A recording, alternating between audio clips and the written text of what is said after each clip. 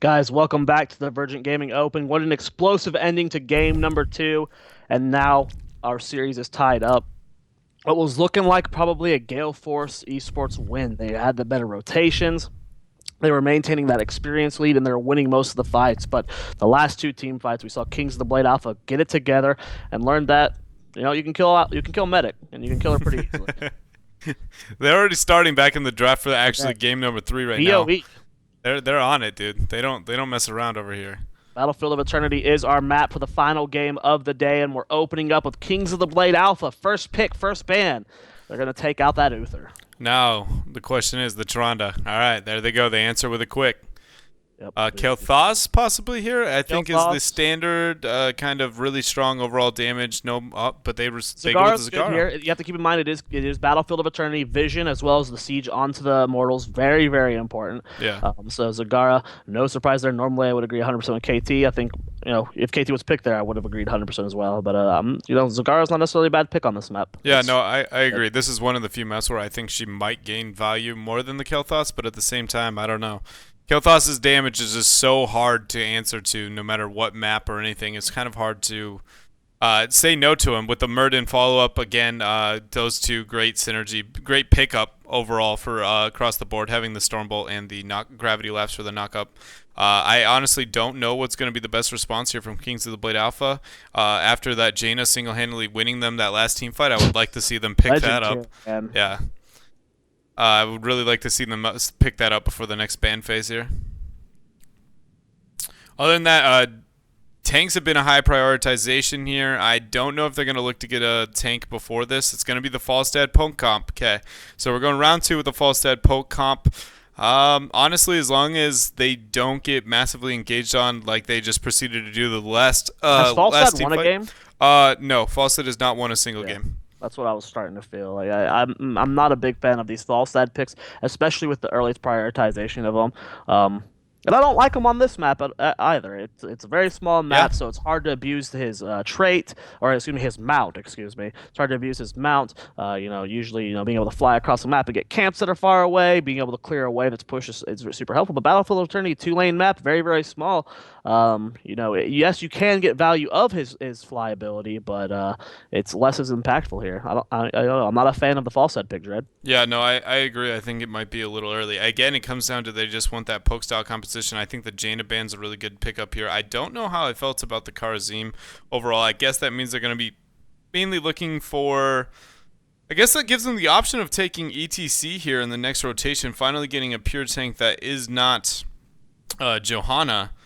For Kings of the Blade Alpha here in the next rotation. As for a ban, it looks like they're going to do the Rainer. I really like the Rainer ban overall. He's great at getting damage on the Immortal later, especially if he's left alone anyway at a base race of any kind. And then his sieging. Sylvanas with a great cripple, and then Thrall. I like it. The hard engage response to, again, the poke-oriented composition. I like this Finally, pickup a man. lot. We're seeing the Thrall over the Vala. It's been Yeah. like a consistent theme today. Like Vala, Vala, Vala. No, man, stop. Thrall is a great hero, has great sustain, great poke. I mean, we saw multiple times where Thrall would have died in those last two fights, the second and the last fight. Thrall should have died, and then we saw just like the Chain Lightning procs healing him up. We saw, the Wind Fury keeping him alive with that Grace of Wind. It was really well played from Kings of Blade Alpha last game, and I'm glad we're seeing the Thrall denied this game. And I love the Sylve on this map as well. Yeah, It's no, really, definitely. really good on Battlefield of Eternity. So far, I love Gale Force eSports comp. Yeah, no, overall, I'm 100% sold on their comp. I actually don't really see many answers that could come out of the Kings of the Blade Alpha.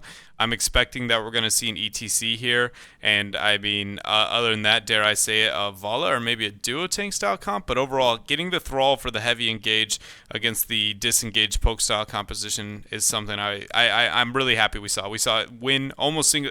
It led to the momentum shift of the last game, and I mean, if you think about it, where we saw the Thrall picked up instead of the Vala would not be able to influence the game the same way that we just saw there. A Leoric, so I'm expecting we're going to see a secondary tank coming out of this. Maybe an Entomb style CC style composition, or maybe March of the Black King. I don't honestly know if I feel like March is going to be that effective here, but at the same time, actually Entomb is effective against the Kel'Thas and the Thrall, so that might be something we see here, and it synergizes decently well with Maw. Yep, And as Gust. well with Gust, Gus. it works great. Works with Maw, works with seven-sided strikes as well, catching people and getting the beautiful, solo 7-star strikes as well. Really good. Taskar, Uh, I don't like that pick actually. yeah, I actually was like, oh my gosh, we can get a Gust Leoric pick like style composition. You entomb, you gust every way away, you kill what's in there. If they move back in, you maw them out. I really like that until I was like, okay, how are we gonna kill anybody? This is again what we saw out of game one from them. yep. I mean, exactly the same thing. We are going to pick utility-based ultimates that are extremely hard to use together, and if we don't manage to do that, we can't win a single team fight head-on. We see the medic Morales picked up here. I don't think the medic was a bad choice, honestly, because they have so little disengage. As long as she's safe about her positioning and she doesn't Yeah, get doesn't entombed, get caught by she'll any be fine. There's a lot of catch. There's a very big amount of catch. Yes. Force wall, gust, entomb, and maw. So as long as her positioning is good, which most of last game, Gale Force eSports, we saw Hexo playing like a god, man. Up Throughout until most the of that last game. fight, until Yep. the last two fights. I mean, then he got absolutely bodied. So I mean, I think Hexo has been playing the medic very very well overall. But I think very much as long as she makes sure somebody who can, if Thrall or Murden's in front of her, they will win every team fight this game. Man, I really would have preferred Malf or Rhaegar in this position. I'm Um, not a big fan of Morales. I think It's Mouth is too easily disengaged versus the Falstad. You pop Trank, you Gust, and you kind of like find that happy middle ground where nobody loses, nobody wins. Oh, I agree. But I still think it's better than Morales. Morales is it. All it takes is like one mistake, and Morales gets punished. With Mouth, at least you have the ice block. You try and disengage with roots. Really good like AOE self healing as well. Medic gets caught, can't heal yourself. All it takes is one misstep, one force wall connecting, one entomb, and if they play it right, if they follow up off of Gus when they're slowed, what is it, 60%? It's Yeah, a it's a large big amount. slow. Yeah, That's so easy to catch medic. Even if it's not even at the best angle, that's yeah. still a 60% slow where they can get in range. Force wall's gonna hit, and Tomb's gonna hit. That's I'm nervous, man. I'm nervous I about mean, that. I kind of I see where you're coming from, but I also think they shouldn't be picking their comp based on if what's the safest. Maybe in this situation when their comp is actually that terrifying, maybe. But overall, I don't know. I'm not against the Morales, honestly. I see where you're coming from, but I don't think it's that rough. I think there's no comp where Morales doesn't have those exact same flaws. If anything, this is one of the better comps for her to run because I feel like they have very little engage. I, Um, I don't know. I just feel like if I feel like medic gives the Kings of the Blade an opportunity to win, whereas the other I can see that. I can see where you're coming from. they don't. I don't know. We'll see. We'll have to see. I mean, again, Hexo played very well last game if he can keep the positioning well, or again in his favor. But he had they had really good gust on their side last time that helped disengage when the collapse was coming. We'll have to see if they can do that. Battlefield of Eternity is our final map of the day. Winner of this wins the tournament. We have the left-hand side of the map, 1-1 score. It's going to be Gale Force Esports, Ilamao, Hao Nguyen, Hexo, Ball and Beast, and Mysticles. And then the red shorts over here on the right hand side, we got Dark Chimera. I'm gonna go with on the monk this game. We have Tomster sitting on the Falstead, Frozen X on the Zagara, Talking Trees on the Tassadar, and Kilu Zion on the Leoric. And it looks like they're gonna battle early on here. Leoric's gonna disengage with the Z there and get out safely. But overall, the level 1 probably goes in favor of Gale Force. They have a lot of CC, they have a lot of damage coming out, whereas the other side just has survivability and pokes. So they definitely don't want to be doing much here together. Looks like they're going to leave Zagara in the top lane and then 4 people in the bottom lane. Zagara being the great solo laner, but a good matchup there for Thrall in the top lane. Yep, these are two of my favorite laners. We talked about these two all day. Zagara, Thrall, both really great in lane. Something we haven't touched on as well, Gale Force Esports, they have a lot of lockdown. You have the Muradin stun, you have Gravity Leaps as well as Thrall Root. So if they do catch someone in that position like the Zagara, they can lock down. We talked about the catch that Kings of the Blade have, because they have the Tassadar, they have the Zagara, and they have the Entomb. But there's a lot of CC as well on the end of Gale Force Esports. Yeah, that's exactly what they're going to need to do to win against this poke comp, is hit them with the CC and go in hard. Otherwise, they will have a hard time securing team fights, and if they take too much poke, the Gust with more poke coming in later on, and the team fight is definitely going to hurt them overall. Top lane is, there's a lot of creep spread already coming out here. I want to know what Zagara goes there, but Thrall getting a little bit of damage on him. Overall, I'm really interested to see if Zagara looks for mass sight and utility rather than damage and team fighting. Well, this is such a good lane phase here for Gale Force eSports. So they're winning both lanes. They're winning bottom. They're getting nice push onto the bottom fort. Yep. Get some stuns down onto Leoric to get some extra push. And of course, Thrall's beating Zagar in that top lane. Trades very, very well. Yeah. The trait helps out a lot. He's doing a good job killing out the Hydras. That's something a lot of people don't do. They don't kill Hydras. Yeah. They're pretty easy to kill off, and it saves you a lot of health. Oh yeah, and Thrall ends up killing it and healing himself all at the same time, a direct counter to that Hydralisk, so I really like that. Meanwhile, it looks like they're going to be going on this bottom Immortal. Stun's going to be coming out, but I don't think it's going to be that much. They're sending Leoric to clear the waves. I really like that decision here. Knowing that the Immortal's close to them, they aren't getting too much damage on it, maximizing their XP here. Really good poke coming down as well from Kings of the Blade Alpha. They're defending nicely here. Ball and Beast gets pretty low there. Does have the Dwarf Toss out, and they're going to end up winning this fight. And they're all pretty topped off as well. Nice shields from Hexo, though, keeping Ball and Beast up there. They're starting to poke him down yet again there. Now Thrall's rotating from the back, leaving Zagara. Nice flank might be able to secure. Wow, Murden's going to go down. No escape there. Nice Gravity Lapse coming out as well. Dark Chimera getting very, very low. Gets a nice poke onto the Monk there, and they're going to be able to fall out. Level 4 first achieved here by Kings of the Blade Alpha. Meanwhile, while that was happening, actually, Thrall rotated to help that teamfight and secure a kill, but Zagar decided to go on the Immortal and actually balance out the health pools. I don't think it's going to be enough to help them here because they are down a man for a time being, but this is what we need to see out of them. A delay on one half of the objective and then her committing to another one.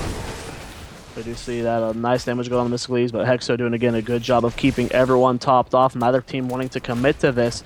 Level 4 acquired by both teams here. It looks like it's just a defense war coming out here. They just want to defend their point as well as possible, while Thrall just kind of rotate down. It's like what he keeps doing. He keeps rotating down and getting a little bit of light poke here and there, and they're starting to edge out this win here. But Battle Beast doing some light damage to Killzone. Stun comes out, does not connect with anyone, and they're starting to zone them back out yet again. This poke and the sustain is so nice. Fast-Star and Dark Chimera doing a good job. But oh wow, Falstead gets blown up. Lightning Bomb does not end up securing him. Nice protective shield the last second from heal from Tassadar. I don't think that was protective shield to keep him topped off. But that's enough damage to set them back here.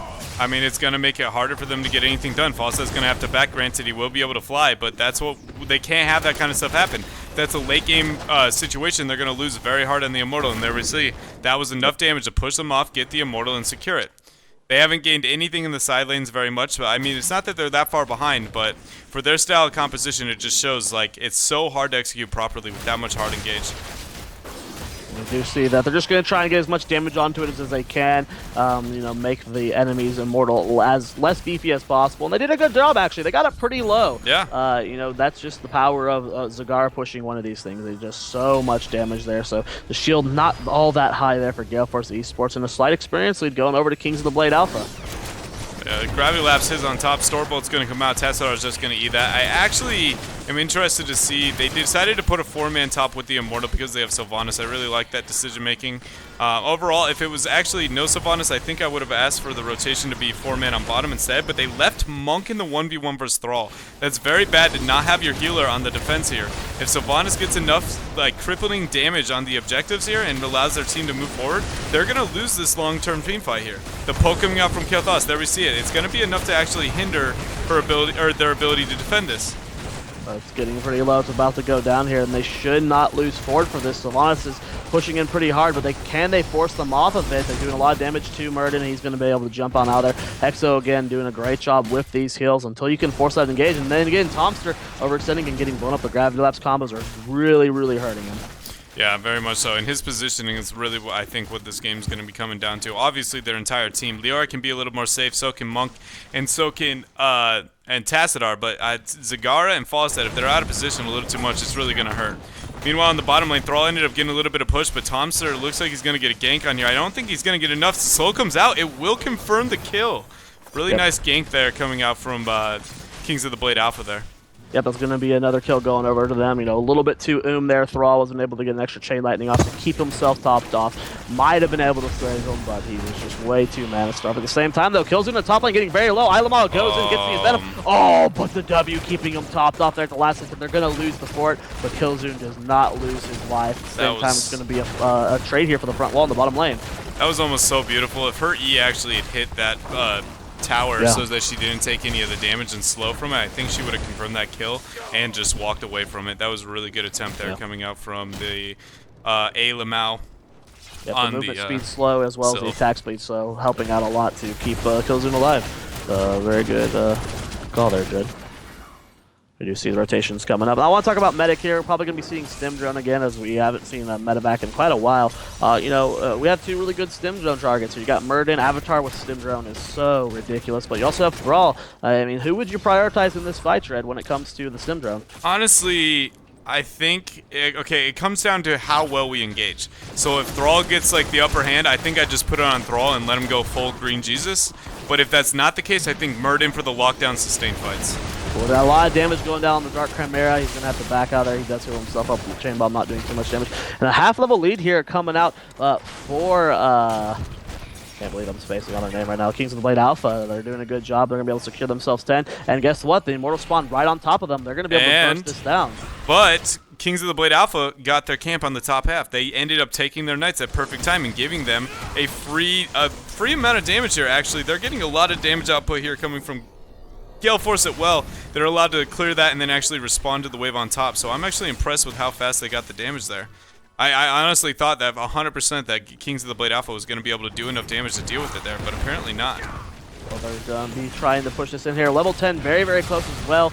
Will they be able to get it before the fight happens? They're trying to force this fight. Kills him. Thrall walking out. Thrall going for the flank. A lot of damage going on the Tomster, but he does get shielded by Tassar at the last second. Dark Chimera going to go for the heal as well, and 10 is going to be here. I don't think they can force this fight anymore. That is going to be Heroics coming out very, very soon. Kings of Blade Alpha does now get it, and will they be able to secure themselves this Immortal? They've still got a lot of health on there, so if they can get this down, this is going to be a really powerful Immortal for them. Yeah, honestly, this is going to be really hard to deal with. The Immortal is going to be extremely powerful, and their comp excels at sieging.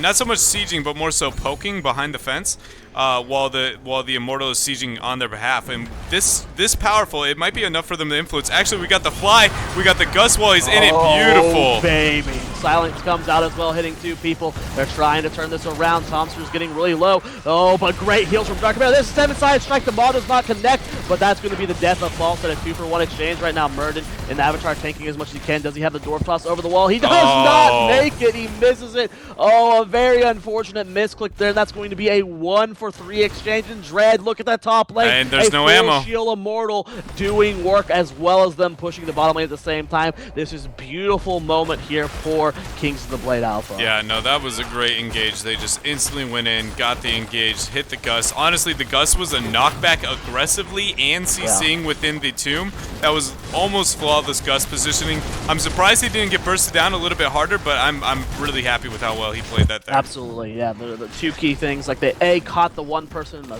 tomb, but they you talked about it was an aggressive Gus. Not only did it push people away from the person that was caught in the entomb, but it pushed them further away from safety. So it was like you said, the almost perfect Gus for that situation. Really, really well done there from Tomster. Finally starting to see those Gosu Gus we've been wanting all day. Yeah, no, I'm really happy with that. That was hands down the best Gus that we've seen all day. But it looks like he's getting flanked on top here. Thrall gonna be getting a little aggressive. The Gus coming out for the disengage. That's what I like to see.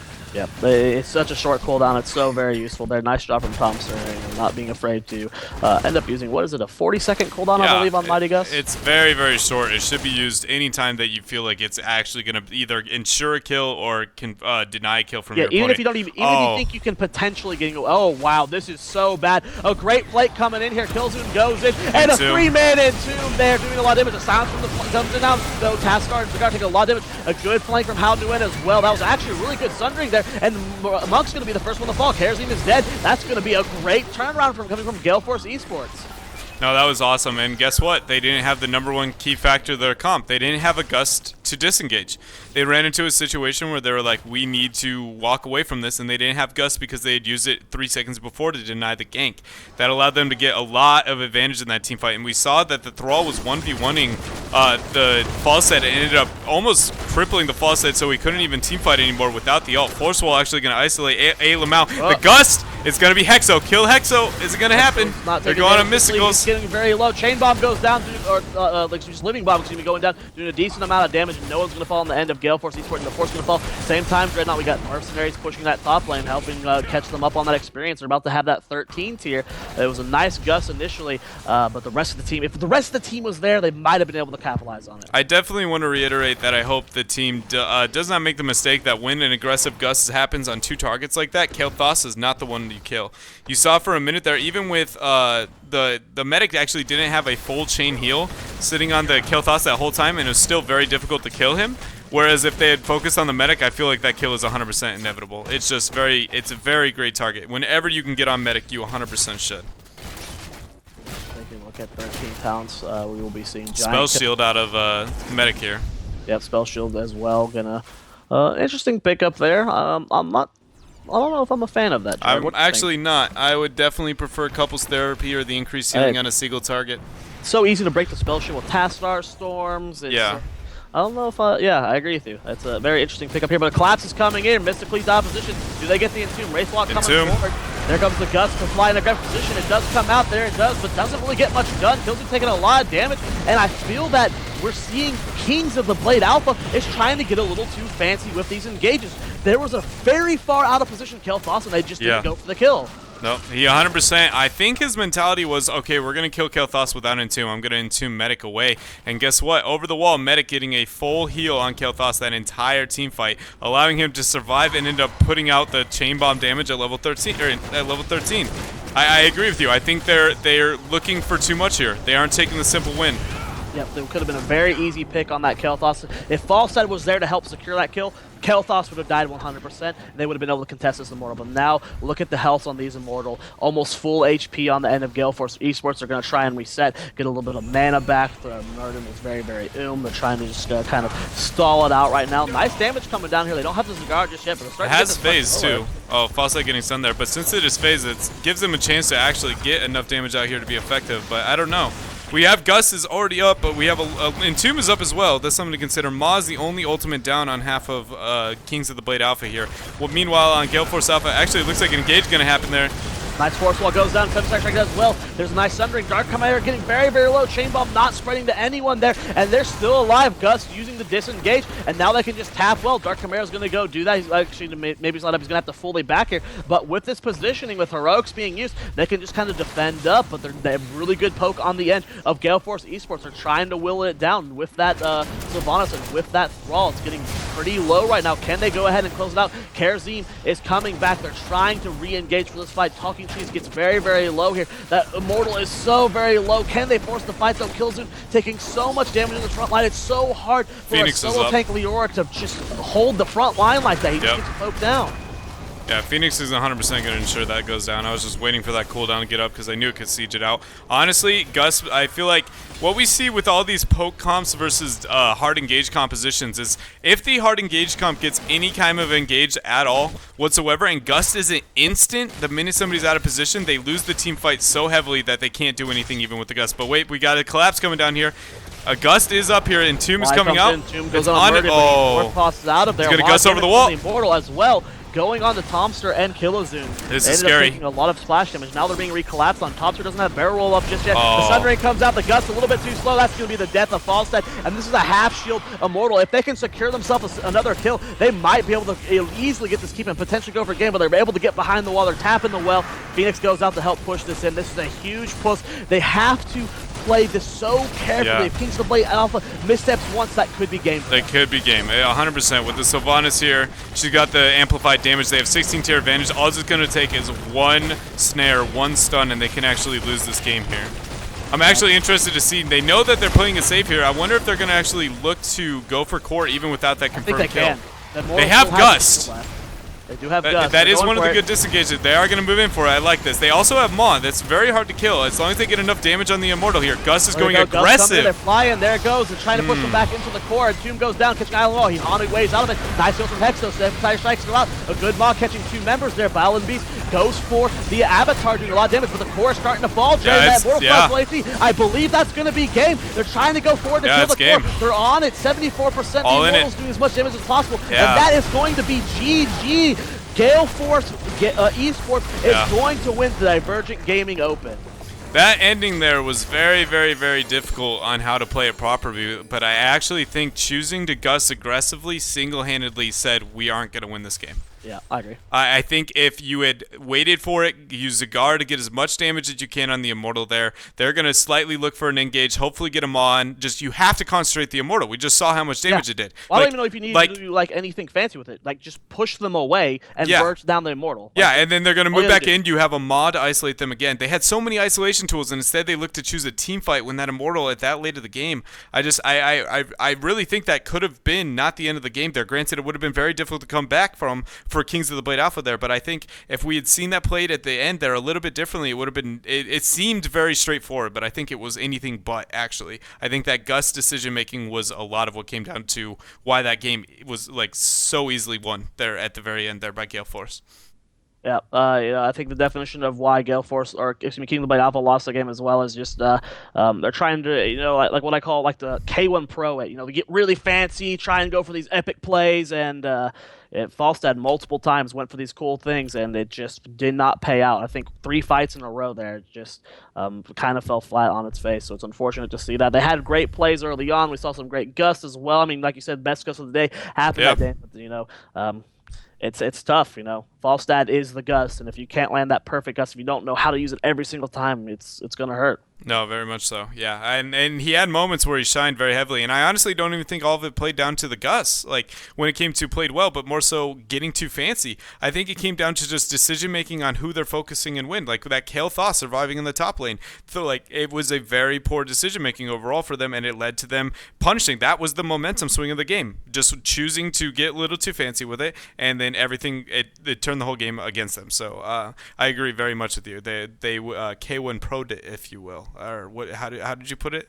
They tried to K1 They Pro, tried to K1 but Pro they it. failed. You cannot K1 Pro. You tried to be a little too fancy when it just didn't work out. But guys, thanks for tuning in. This is the Divergent Gaming Open. Again, one last congratulations to Gale Force Esport for that win, and congratulations, of course, to Kings of the Blade Alpha. It was a great series, 2-1, getting second place. So nothing to be ashamed of. Really good games all day. Congratulations to everyone who played, and it was a fun cast, Dred. Yeah, no, it was a fun cast, very much so. It was my first time casting, and I think it went pretty well overall. I'm honestly amazed that production wasn't worse than it was, so that was probably what I'm most excited for. But no, there were. I honestly came here with no expectation of the games, and I was impressed overall. I thought we were going to see some lower end games, but Gale Force definitely provided some really quality stuff. Along with we had THC and Kings of the Blade Alpha. All those three teams actually really stood out to me. So.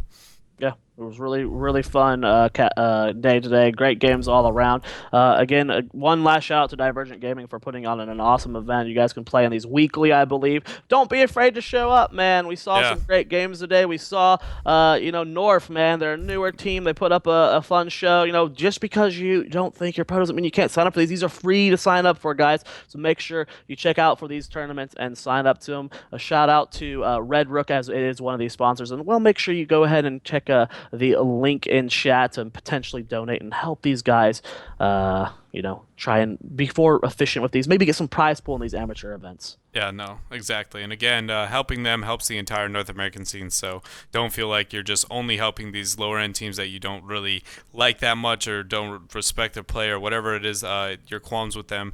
Very much so realize that you are helping all the North American scene. And they shout out to everybody tuning in, all you guys viewing. I really do appreciate it. Any criticism you guys have, feel free to tell me in Twitter and everything else. Get a hold of me. So thank you very much, guys, for tuning in. I actually do not have the stream is